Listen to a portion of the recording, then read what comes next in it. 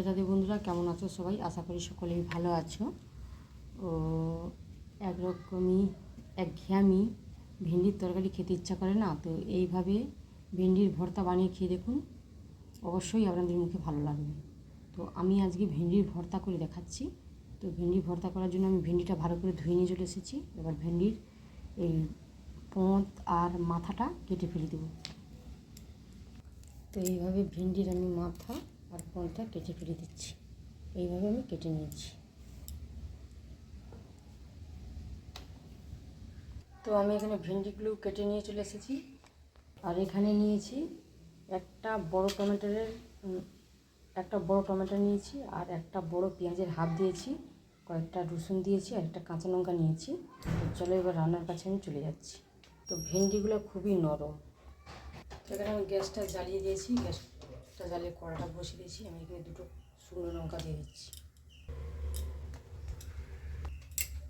একটু সরষের তেল দিয়ে দিচ্ছি।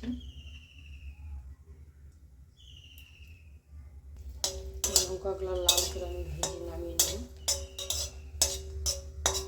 লঙ্কাটা ভাজা গেছে, আমি নামিয়ে নিচ্ছি। তো এখানে আমি রসুনটা ভেজে নিচ্ছি। তো রসুনটা লাল করে ভাজা গেছে, আমি এবার রসুনটা নামিয়ে নিচ্ছি।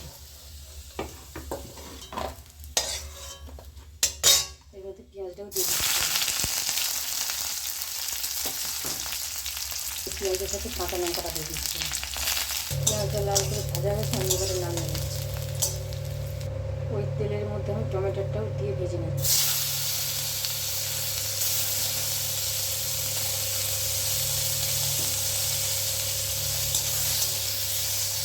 টমেটোটা একটু ঢাকনা দিয়ে দিচ্ছি, যাতে তাড়াতাড়ি টমেটোটা গলে যায়। এবার আমি ঢাকনাটা খুলে দিচ্ছি, টমেটোটা আমার হয়ে গেছে কিনা। টমেটোটা আমার সেদ্ধ হয়ে গেছে আর ভালো করে ভালোই হয়ে গেছে। আমি এবার নামিয়ে নেব। টমেটোটা নামিয়ে নিচ্ছি। তো ওই কড়ার মধ্যে আমি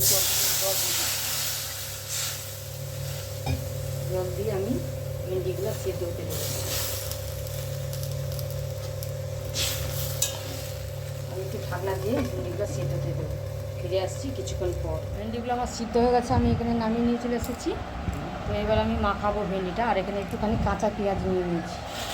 তো চলো এবারে মাখিয়ে নিচ্ছি আমি। তো প্রথমে রসুনগুলো আমি একটু মাখিয়ে নিচ্ছি।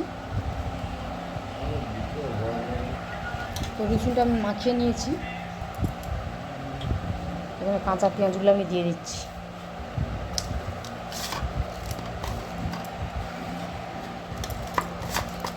সব মাখিয়ে নিচ্ছি একসঙ্গে।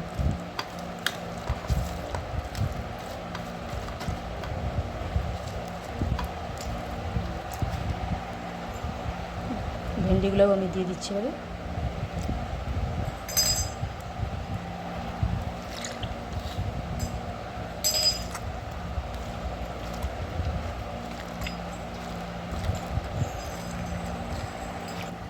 তো পরিমাণ মতন আমি একটু নুন দিয়ে দিচ্ছি, একটু সরষের তেল দিয়ে দিচ্ছি আমি।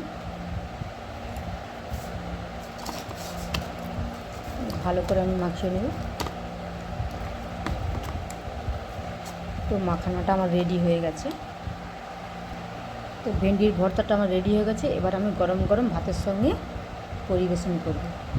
তো আপনাদের ভেন্ডির তরকারি যদি না খেতে ইচ্ছা করে, একঘেয়েমি যদি লাগে, তো এইভাবে অল্প সময়ের মধ্যে এইরকমই ভেন্ডির ভর্তা বানিয়ে খেয়ে দেখবেন। আর কেমন লাগে আমাকে অবশ্যই কমেন্ট করে জানাবেন। আর আমার রান্নাটা যদি ভালো লাগে, আমার চ্যানেলটি সাবস্ক্রাইব করে আমার পাশে থাকবেন।